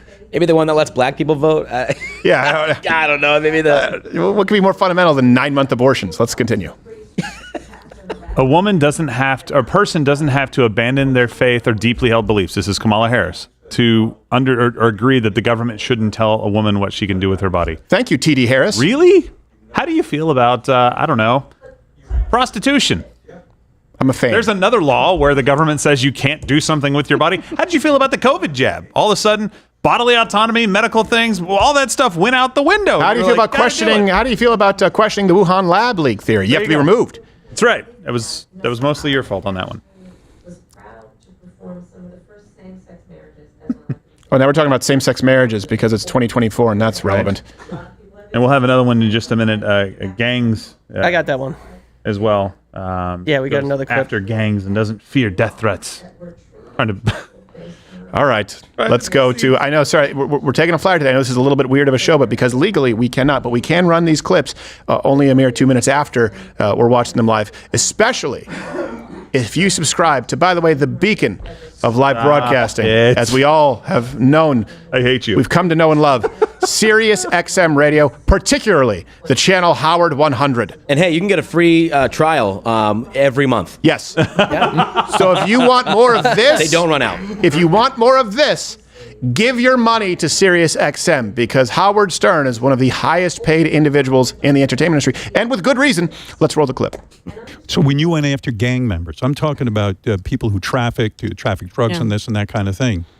Were you ever directly threatened by these people? They said, "Hey, you better just shut this down, or you're going to get it." I've definitely had death threats. Yeah. Good thing you had your Glock. I don't generally talk about them, but right. yes. Why don't you talk about them? Because you don't want to encourage any kind of nuts out there, or is it because it's just too hard to confront? I refuse to live in fear of the bad guys. Yeah. You mean the press? It's very brave. You're afraid of the press? I'm not doing that. I'm not doing that. You're not doing that. No, I get it. Maybe you were threatened as a prosecutor. I don't know if you know this. Donald Trump was shot! Another guy was one hole away from him. While we're comparing scars and war stories, we have to believe that you were so effective in Northern California with your prosecuting acumen that you received threats that you won't discuss. And Donald Trump is whiny and selfish, even though he took a bullet for the American people, got back up, said fight, fight, fight, and just hosted one of the single greatest political rallies of all time in the exact same city. Brave woman. That's right. Let's continue. Clip the abortion thing, by the way, guys, please. Yep. Well, she's going through the amendments. She's defining the Bill of Rights. Did she go through number 1 and 2? She's Webster. She thinks that all she has to do is just define things. Yes. What is a brick wall? She's like, look how many amendments we have. We don't need 1 and 2. Right. Jesus. What if he does? How can you be safe? He's saying, no, I'm just going to do whatever the hell I want. This time I know what I need to do. You know what? All of those former officials from national security, the over 200 Republicans who worked with both Presidents Bush, Mitt Romney, John McCain, who are endorsing me, the former Vice President Dick Cheney, who was voting for me. John McCain endorsed her? She's reading. She said John McCain endorsed her. No, she said those people who didn't like Donald Trump. So now she's championing the fact that Republicans like the Cheneys endorse her on Howard Stern. Punk rock, man. Yeah. Yeah, get rid of the guy who got shot and said fight. You got the Cheneys on your side. The secret weapon, bro. Stern was in favor of Iraq, right? Support and defend the Constitution of the United States, or someone who is full-time engaged in flattery from Vladimir Putin of Russia and sending Yeah, let's bring it up for a second. She keeps bringing up testing kits for Putin. It's remarkable. By the way, you have said something I've been screaming about for years. I believe the United States Postal, I believe you can tell a society by its post office. Oh my gosh. You go overseas, you can't get a That letter. is not going to go over with black voters. The post office here in the United States is so fantastic. We take things for granted. Yeah. It will go over well. You can tell them that when they played kickball with my coffee machine. I thought he was I took it to a repair shop. They said, how did you even do this? This is a titanium plate. If they're so great, mail your salary in cash and see if you get it. Yes, exactly. Wow. You know who's better than the post office? FedEx! I thought Dems hated the post office because of Trump's appointee. What's his name? Think about the rebellion. Think about how rebellious they are. Like, I think that the American people should appreciate the post office. Do DMV next. And they should so love the IRS. No wonder everyone hates us. I mean, plenty of other reasons. But boy, we've been banned from every single major platform. Is this what you're expected to do when you host a show? Fawn over somebody like this? I thought the job, at the very least, like you feel compelled to poke your finger in the chest of authority. We even did it with Donald Trump. I know that there are people in his circle who don't like us because they didn't like the impressions and we poked fun at them. Because we poke fun at everybody. This couldn't be more it's almost like watching a Disney trailer. You know, whenever they go, returning from the vault, a triumph, a masterpiece, creative genius, me. So when did every interviewer and talk show host become Jimmy Fallon? I know. Well, a long time Just ago. agreeing. And apparently this is SiriusXM top-notch radio. Well, SiriusXM, they're the best among us. They are the finest. Yes, they are. And I will agree. Megyn Kelly's on there. She does a fantastic job. She actually does a better job than this guy. Yes. For sure. You can hear my album on there, but whatever. We have the abortion clip. Yeah. All right, let's bring up the abortion clip. We can play it live because it's about 3 minutes late. Live. So this is allowed. We are listening to it live along with you. And if you hear something that you want clipped, please let us know in chat. And do not forget to subscribe to the gold standard. Son of a gun. Sirius XM, particularly Howard 100. I know that there's nothing I like more than waking up with a strong cup of Joe 1775 coffee and my Howard 100 Sirius XM channel. Turn it up to 100. Howard Stern. Well, if it's too loud, you know what they say? Hey, if it's too loud, we'll just turn it down. Here's the next clip. Like, I ask people to take a step back. Let's just think about it this way. Whatever your gender, Right. and it's not about abortion. You have basically now a system that says you as an individual do not have the right to make a decision about your own body. The government Do you have two has brains? the right to make that Two decision hearts? for you. 20 fingers, 20 so toes? regardless of how you feel about abortion, Nope. Not regardless. think about what that means. You know, the strength of America includes that we have been committed as Americans, it's part of our spirit, To bring life into the to world. the expansion of rights. Right. And for the first time, we're seeing a restriction What? of rights, Like, fundamental first time? rights. You mean? Oh, she's talking about the Department What could be of more Disinformation. fundamental Oh no, wait. than The first time to rights make have been. decisions She's talking about the your assault own weapons ban, body. which would ban most And that's what semi-automatic has happened. handguns, And Howard, including to her your Glock, point, unless it was look, California. Oh no, this is wait. not- She's talking about killing babies. This only issue right is the not left about believes trying in. to convert people, right?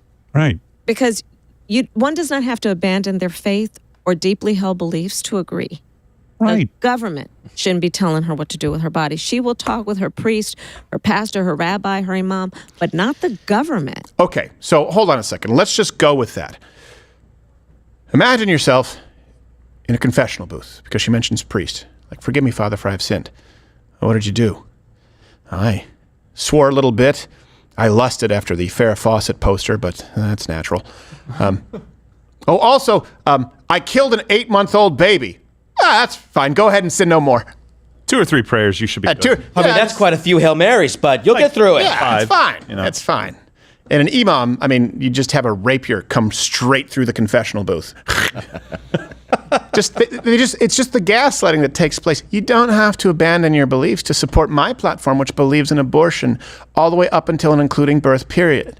You actually, if you think about it, it's almost like you have to abandon your Christian beliefs, right?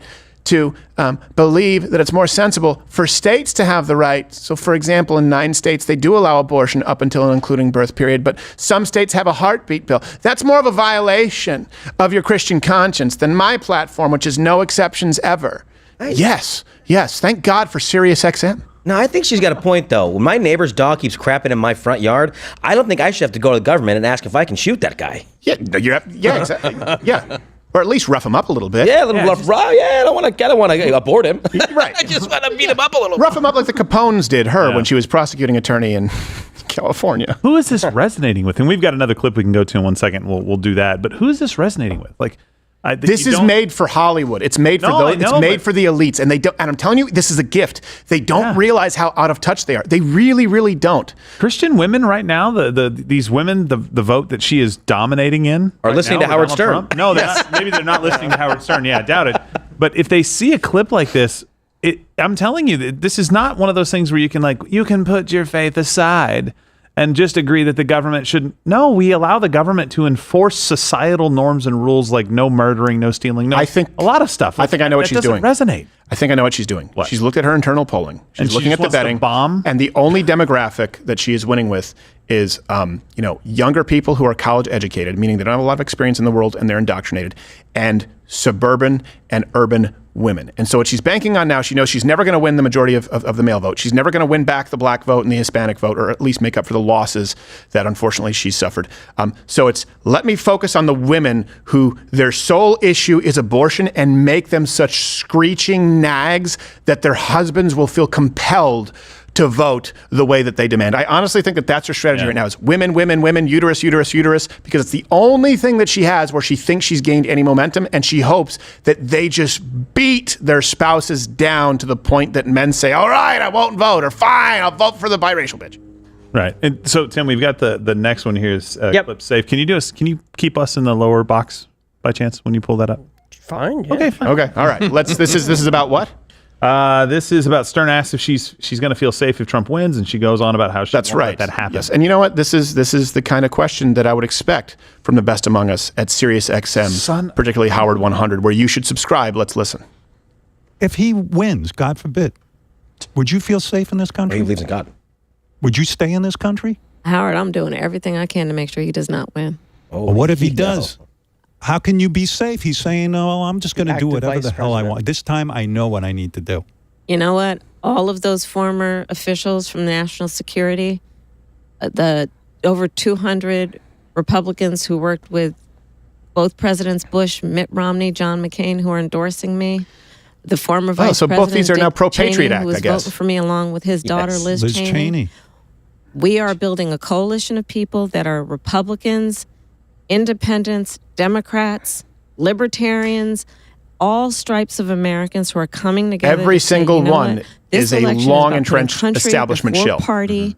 That this is about saying, do we want a president who's going to abide by the oath to support and defend the So hold on a Constitution second. of the Okay, United let me States ask you by this: someone do you mean, who is hey, full-time how can you be engaged safe if in Donald Trump becomes president? Because now he's saying he knows what he needs to do. Do you mean there's a risk you're afraid that he would do to Biden and Kamala exactly what they did to him, the only former president who has faced the kinds of trumped up charges and bogus convictions and weaponization of the DOJ. I don't know if you remember this. He campaigned on lock her up, Hillary Clinton, who actually committed crimes, admittedly so, and then said, you know what? I won the election. It's better for the country to heal and move forward. Yeah. He did not prosecute his political opponents. And by the way, it wasn't just Donald Trump. They worked their way up to Trump and prosecuted anyone who worked for Trump. The message was clear. You support this guy, we're going to come after you. And now they're concerned, even though we had 4 years of Donald Trump and he did not do that, that he may retaliate in the way that they have acted as their baseline for decades? Really, that's the concern. Hey, let me ask, is anyone buying this, that Donald Trump would weaponize the justice? Well, hold on a second. Would he weaponize the justice system? Would he weaponize the three-letter agencies? Or would he disband them because you fear-mongered about both? Right. Well, I don't know. His vice president candidate was never a district attorney or an attorney general or prosecutor. That's true. That's true. So maybe he'd have a little bit of difficulty figuring out how to do it. Yes. Can you imagine, though, being in Donald Trump's position and every single associate, every single person you've worked with, every business person that's connected to you in any kind of way is now a target because all of those categories have been gone after by the Department of Justice. And I'm not saying every case was completely out of left field. Sometimes there were some bad actors around people, but it seems like those bad actors are around all presidents through every administration, yet the only one that's getting prosecuted is people close to Trump. Can you imagine how you would feel as a person about the people that you have trusted and worked with and met their families, and all of a sudden, just because they're with you, they get prosecuted for some crime that is a trumped-up charge, and now they spend a year in jail, 2 years in jail. This lady in Arizona, I think it was Arizona, I can't remember where she was from, 9 years in prison. Yeah. There are rapists that have gotten less time. It's unacceptable. Tina Peters, but that's a complicated story. It's unacceptable. I'm just saying, 9 years. It's unacceptable to bring up the fact that she slept her way to her very first positions as a public servant, but the media should be championing and broadcasting from pillar to post a rape that never took place with a person who never experienced it, allegedly, whose cat is named Vagina. In other words, you can't bring up the truth of one, but you can fabricate another. And we've seen it. Let's go to... We've got another clip if you want to do that and just keep... Well, let me just listen to Howard Stern a little bit more, and then we'll bring up the clip for you guys. We appreciate you bearing with us because, again, legally, we're walking this very fine line. But I tell you what, it doesn't feel like a burden. It feels like a joy because I get to listen to Sirius XM Howard 100.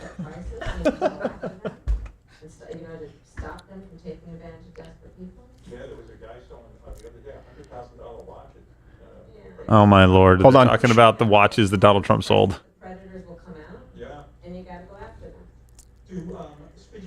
Wasn't Kamala's necklace 50? Oh, whoa. Kamala said, yeah, and the predators you missed some. you got to watch it because the predators will come out. And Howard Stern, I swear to you, said, speaking of your husband. Yes. As a predator. We'll clip that and get it to you in just a second. Oh, my God. He just asked about her husband. I would imagine that you being so powerful and wonderful, I would imagine that men are intimidated by you. That's not true. It's not a thing ever. You know what intimidates men? Other men who are more capable. You know what does not? A woman who is suckled at the public teat for the last several decades. Even if a woman is a CEO and has a bigger salary than a man, guess what? We don't care. Men don't care about women's professional standing. We're not intimidated by it. That's why men will just as happily vote for a CEO, or Bill Gates will date a waitress, so long as you have the right body parts. I'm intimidated by a live turkey. Not a turkey neck, that's for sure. Yes, exactly. Live turkeys are dangerous. They're no joke. Canadian geese, well, the Haitians were doing us a favor. Put them in a fight. Please clip that. It's so intimidating, strong woman. This is this is what it's. Call her daddy, right? Boss girl, you go, girl. Women, please Never believe that men are intimidated by your success. If you are successful, if you are capable, if you are smart, if you are funny, men are not intimidated by you. Right. That's not the reason that men don't like you. Never has a man said, you know what, she's hot, she's kind, she's gracious, I think she'll make a great mother and wife, but by God, she's too smart. Yeah, it's never that. It's always, my God, she keeps talking about how smart she thinks she is. Yes, exactly. All right, let's mute that, grab the clip for you guys listening. Again, we can play this because it's 3 minutes removed from the wonderful broadcaster to whom you should readily subscribe, Sirius XM, Howard 100. A real broadcaster, not like you playing pretend radio in your whatever this is. Yes. Not studio. Pretend. In my painted-on shirt because it got washed on hot this week. I feel like I'm in a I'm wetsuit. watching variety things. That's how I catch Morning it. Joe? So, yeah. He's sometimes. something, huh? Yeah. That Morning Joe. Uh-huh. Nice plug. I love that guy. I do too. Joe Scarborough. Hold on, yeah. pause. Howard Stern loves Joe Scarborough. Howard Stern loves Joe Scarborough. So does Kamala. So, who has dirt on Howard Stern? This is a guy who is such a depraved degenerate that he is trying to go to choir boy. Look, you know who we are, warts and all. I'm a Christian conservative. I probably could clean up my act a little bit. Howard Stern went from strippers playing harmonicas with their vaginas and putting midgets and disabled people into celebrity boxing matches to now saying, I tell you what, boy, that Morning Joe Scarborough really does it for me. You as well, huh? What cosmic bunny hole did I fall into that this is the world in 2024? I'm sorry, keep playing the clip. But what we are seeing today is the merging of the elite and legacy media. And dear God, if I ever become like that, take me out behind the barn and kill me like Christy Nome with the dog. Also, if you're interested in that vagina harmonica playing, the band is called Oh Sister, Where Art Thou? Yes, it is. Look it up on Sirius XM. Yes. Let's finish. XM. Howard 100. Okay. Former Republican. Yes. He can't vote in his own But party. he loves our country. I don't He- agree with him he on every does. issue, but we agree on I think the most important at this moment for sure. Me! Yes. We agree on the most important thing. Me. I'm so tired of this. The S.E. Cups, the Anna Navarros, the Joe Scarboroughs, the Anna Navarros, the I used to be a Republican. And yes, I know I said it twice. I used to be a Republican. Did you know I am Cuban? Well, you don't sound it. But then I lost weight. You don't look it. And there's nothing about you that's Republican. Have you heard Morning Joe lately? It's basically just as bad as, Jen Psaki's show or Rachel Maddow's show or insert idiot here at MSNBC. And they're like, oh, I love that guy. He just loves his country. No. Somebody who's a Republican who goes against everything they believe in because they hate one person and says, screw the Second Amendment, screw the First Amendment, screw individual freedom, screw markets, screw everything, is not a principled person. I'll tell you exactly what the dynamic is. They don't understand that the voting demographics have shifted entirely, right? When you're talking about, that's why the Rust Belt has gone more Republican. That's why you're seeing young people going increasingly conservative. That's why you're seeing the black vote, a higher and higher percentage going Republican. I'm not saying it'll ever be a majority. That's why you're seeing a Hispanic vote, which in many scenarios is actually split, going Republican. In other words, they are gravitating toward a Republican Party now, a Republican Party that has left behind the people you're clamoring to. In other words, these people are saying, yeah, I like Donald Trump because he's not like Scarborough, the Bushes, the McCains, the Cheneys. And you guys are going, dear God, remember how great the Cheneys and the McCains and the Scarboroughs were? That's what's happening right now. Yes. And these people can't understand why the American public is fleeing. They're fleeing the old school Republican Party, and you are now saying, hey, that's us. That's us. When you think us, think Liz Cheney. Yeah. It's like Sirius XM doing an advertisement going like, we got the guys from NSYNC, not Justin or Lance Bass, but the guys from NSYNC. Yeah, exactly. They're going to be, we have two of the Backstreet Boys. You've never heard of them, but they were on stage. We have the third Moffat brother. We have 3 of the 98 Degrees here in the studio. One of the Spice Girls. The spiciest one. What is she going to pop out of her vagina? You'll see on Stern 100. That's why they call her Spooky Spice. You never know. By the way, Morning Joe is so good. The Monday after the assassination attempt, part 1, they pulled his show. They pulled his show the Monday after the assassination attempt because he's such a great journalist. They were actually afraid, according to a person familiar with the matter, the decision was made to avoid a scenario in which one of the show's stable of 24+ guests might make an inappropriate comment on live television that could be used to assail the program and the network as a whole. Joe Scarborough and Mika, or whatever her name is. It doesn't matter. It's called Morning Joe. Joe Scarborough is such a great reporter that the biggest news story that probably we expected in our lifetimes, a president was actively shot in an assassination attempt, and they're like, you can't go on air. That's how good you are. You're just too good to be on air, to cover the biggest story. I tell you what, when I think too good to be on air, I thank God for the gift that keeps giving, which is Howard Stern on Sirius XM Radio, Howard 100. Can't get enough of it. Let's go back. You can bring it up so people can hear that we're listening to it live as we live fact check this so that you don't have to. I have the Whittaker Rebel Photoshop. An incredible level of talent and experience. But the thing about Tim Walz is... he sucks. You know, talking about Tim Walz would look at the two of us and think, what could they possibly have in common? No, they don't. He grew up on one side of the country. No, you're racist. In a rural environment. I grew up on another side of the country in a very urban environment. You know, we just look different. Talking about we look where like she we'd be grew up in very an urban different. environment. Is it in her headphones right now? Can you guys Yes, hear? yeah. Oh, son of a gun. Because he's a public servant. Yeah, I thought it was also, helping. Here's the thing, Howard. Yeah. He reminds me of the people I grew up with.